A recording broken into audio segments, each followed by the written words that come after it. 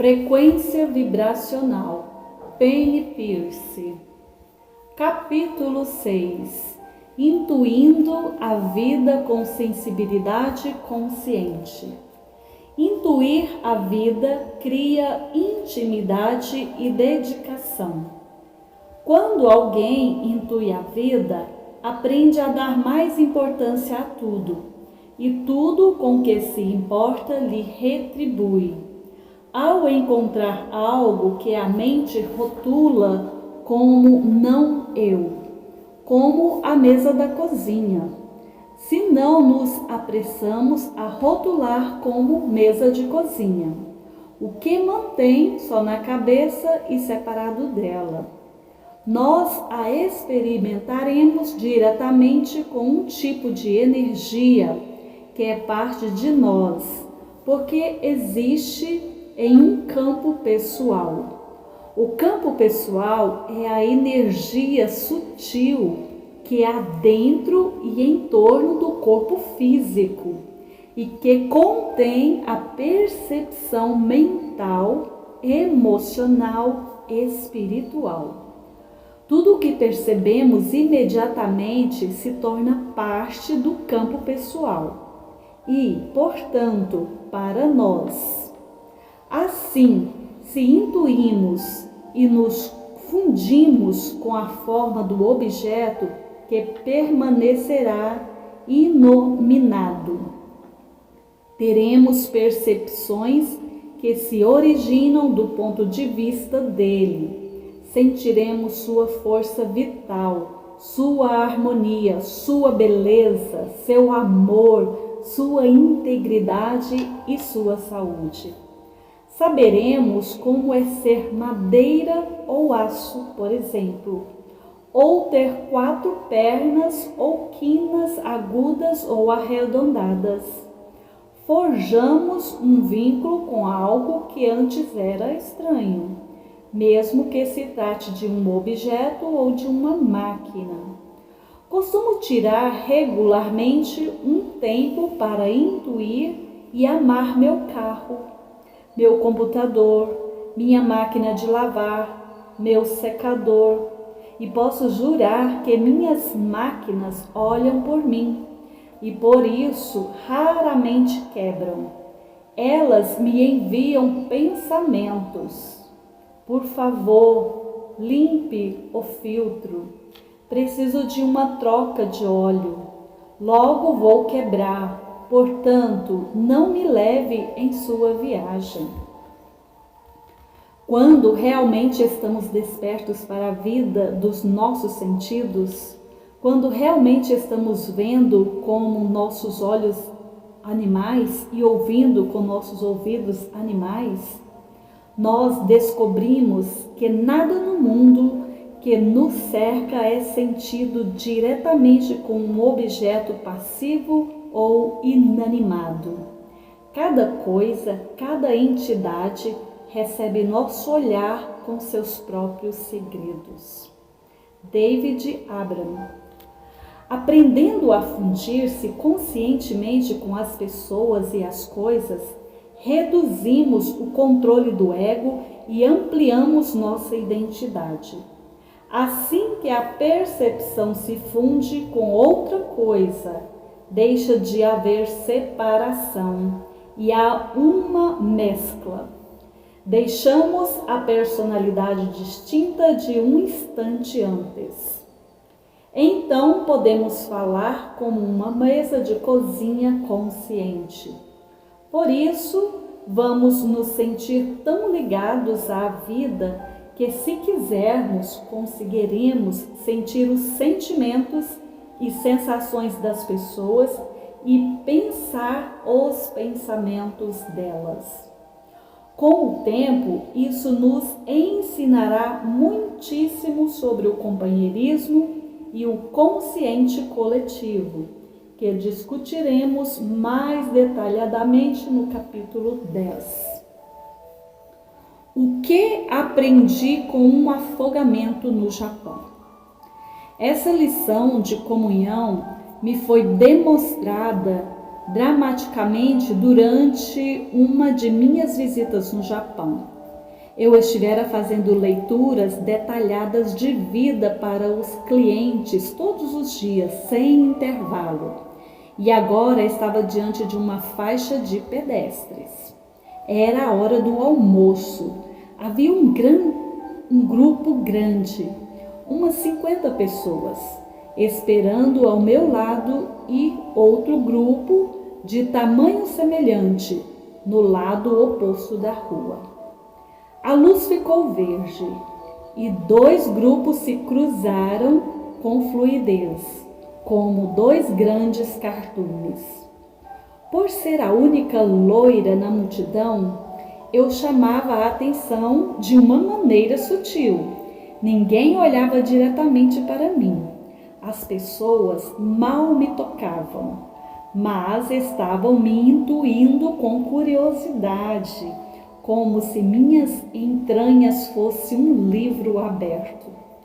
Após semanas desse tipo de invasão e, para completar, um contato diário e profundo com o subconsciente japonês, o qual, segundo descobri, estava cheio de ideias de autossacrifício, as mais variadas, eu comecei a sentir o desgaste.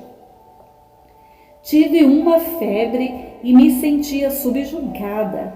Tinha dificuldade de respirar e estava prestes a desmaiar. Já não sabia se conseguiria manter minha realidade e meu espaço pessoal. Uma noite, sozinha no quarto do hotel, me senti inundar pelas imagens das multidões e todas as histórias de todos os clientes que vira e tive a sensação de estar me afogando.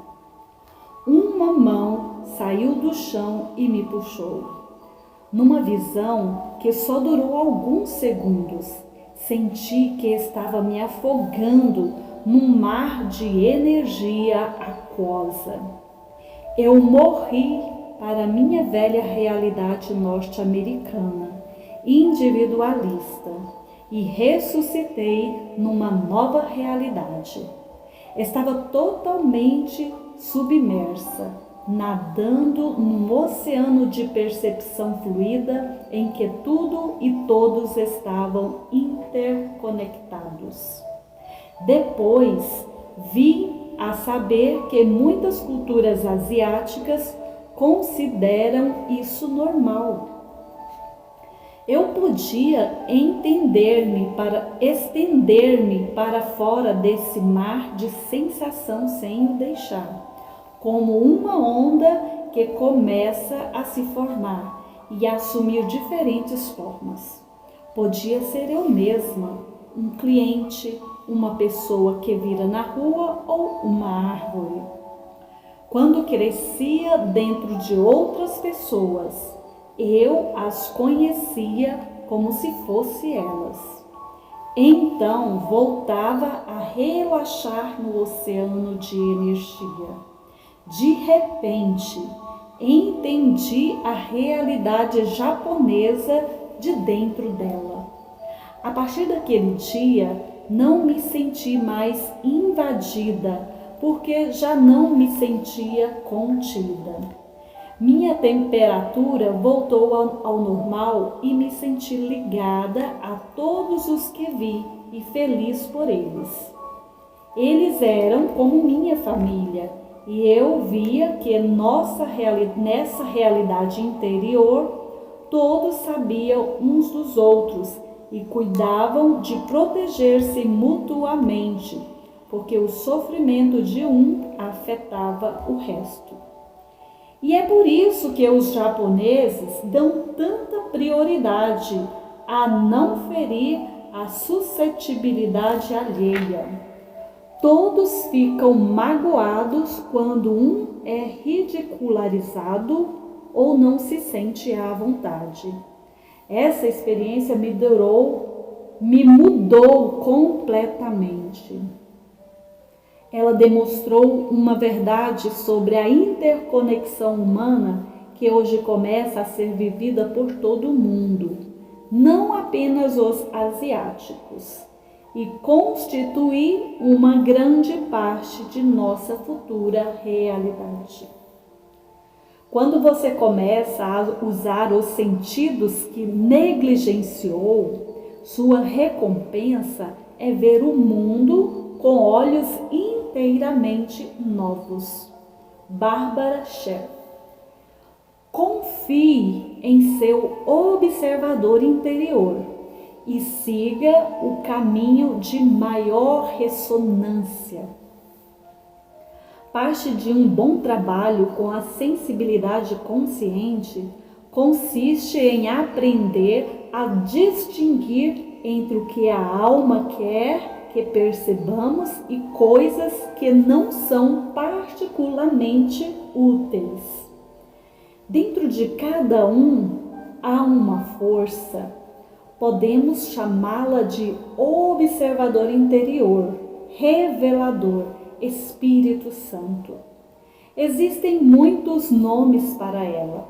É a força da alma que orienta a atenção para perceber coisas que nos ajudem a aprender lições de vida e a nos expressar com autenticidade. Eu conheço minha irmã. Nós crescemos na mesma casa, com os mesmos pais. Mas nossa lembrança das experiências da infância me faz rir dos mundos tão diferentes que nós aparentemente ocupamos.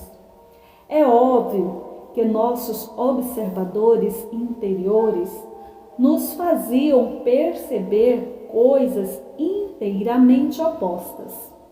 Ela achava que a política de nossa mãe era relação à comida, que consistia em fazer-nos comer pelo menos um pouco, ou uma porção para não fazer desfeita.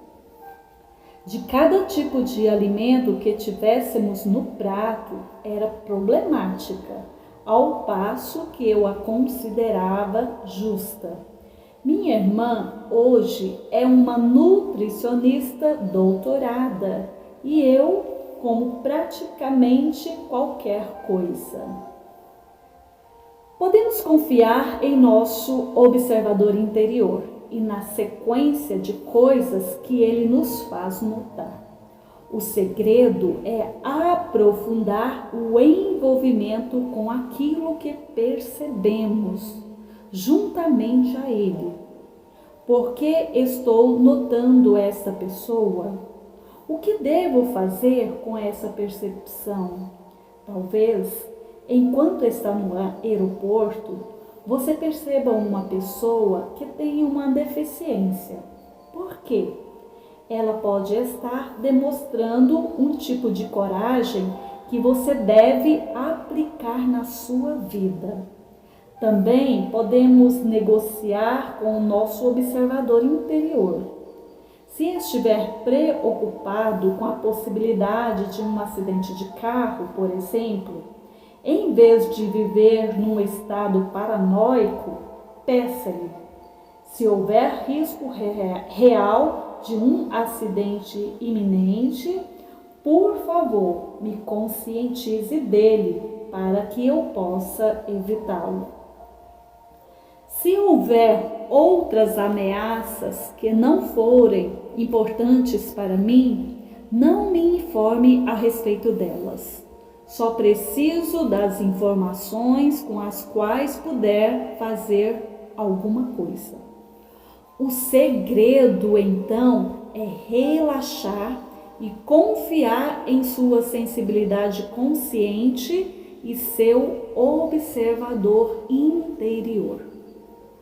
Ao nos conduzir por meio da sensibilidade e da vibração, devemos escolher pessoas e oportunidades que nos pareçam muito acolhedoras e ressoem em harmonia com nossa frequência original. É possível distinguir pessoas, oportunidades, lugares e respostas que façam conosco uma bela música. Algumas pessoas e situações podem ressoar no mesmo tom que nossa frequência original. Digamos, Dó central. E outras podem estar uma oitava acima ou abaixo dessa. Digamos, Dó alto ou Dó baixo. Outras podem ressoar em Dó central, mas ter um timbre diferente. Um violino tocado em Dó central não soa igual a uma tuba tocada nesse mesmo tom, mas os dois podem soar maravilhosamente bem juntos. Quando encontrarmos pessoas, ideias e oportunidades que sejam dissonantes de nossa frequência original, não devemos nos envolver com elas, ou, se não pudermos evitar, que seja o mais perifericamente possível. Todos percebemos, somos uma percepção, não somos objetos, não temos solidez alguma, somos ilimitados. Dom Juan Carlos Castaneda. À medida que pensar em envolver-se com novas pessoas e experiências, vale a pena considerar estes testes da realidade. Pergunte-se: primeiro, esta opção está na mesma sintonia que eu? Ela está uma oitava acima ou abaixo da sua frequência original? Ela está em harmonia comigo? Segundo, enquanto imagino a possível interação, existe cooperação, comunicação fácil, apoio e benefício mútuos? O fluxo é natural? Sinto-me melhor por causa do meu envolvimento? Esta opção me ajuda a ser mais sensível, empático e perceptivo? Ou terei de ficar atento para não me fechar? Terceiro, será preciso que eu eduque, apoie, converta, lute ou faça mais do que me cabe para que esta opção tenha sucesso? Terei que sacrificar-me de algum modo? Quarto, o que eu aprenderia contribuindo com o meu envolvimento e deixando-me afetar por ele? Não há nada de errado em dizer não às ofertas tentadoras. Quanto menos nos envolvermos com vibrações dissonantes, ainda que elas sejam apenas um pouco dissonantes, mais energia e criatividade autêntica teremos. Talvez antes tenhamos conseguido suportar um emprego que nos esgota, mas agora teremos a sensação de sufocamento. Devemos definir o próprio tom, convidando as pessoas a juntar-se a nós numa frequência mais alta. Estará contribuindo para dar mais credibilidade ao modo de ser da nova era da intuição. Atualize sua realidade para que corresponda à sua frequência original. Aprendemos a manter uma vibração pessoal em sintonia com nossa frequência original, reiterando a opção de nos sentir como gostamos. Agora, enquanto nos expandimos para abarcar mais um mundo, ainda mantendo a frequência original, perceberemos muitas situações que parecem pré-históricas e chatas, processos lentos que se arrastam e pessoas que não avançaram tanto. Talvez nos sintamos fora de sincronia com o modo como as coisas sempre foram, ou com amigos, familiares, parceiros, clientes ou sócios, deixando de entrar em ressonância com eles. Talvez nos cansemos da maneira primitiva, inconsciente ou inescrupulosa com que as pessoas têm a fazer as coisas. Não faz muito tempo, duas empresárias, ambas espiritualmente sábias e experientes, contaram-me histórias parecidas. Uma está encarregada de um projeto ecológico de urbanização imobiliária, levando financiamentos imensos, administrando sócios emocionalmente imprevisíveis e resolvendo problemas intermináveis com os proprietários das cidades vizinhas, enquanto faz de tudo para não sucumbir à pressão para abandonar a visão espiritual original do projeto por convivência. Houve ondas de sucesso seguidas por reversas. No momento, ela está diante da perspectiva de um novo sócio capitalista que está forçando sua saída do projeto, basicamente roubando-a de quem tem a visão que lhe serviu de base. Apesar da prática de permanecer em sua frequência original, ela está à beira da falência, com o corpo esgotado pelo excesso de adrenalina e diante do ponto da virada, quando terá de entregar-se e voltar a centrar-se mais uma vez. A outra empresária entrou num processo semelhante com a empresa que tinha. Quando o mercado desandou, a empresa não pôde pagar as contas. Todos ficaram furiosos com ela. Me engordou, fiquei deprimida e foi procurar um advogado especializado em falências. Então, um belo dia, ocorreu-lhe que bem poderia parar de se preocupar. Afinal, de que estava adiantando? Pouco depois, um de seus produtos caiu no interesse do público e vendeu bem nacionalmente e internacionalmente. A maré virou. Ela se entregara e entrara novamente em contato com sua frequência original. E a vida começou a reaparecer de uma forma nova e mais encantadora. Então, redobrou a saúde, perdeu peso e pagou suas dívidas. E sua pequena empresa foi comprada por uma empresa famosa.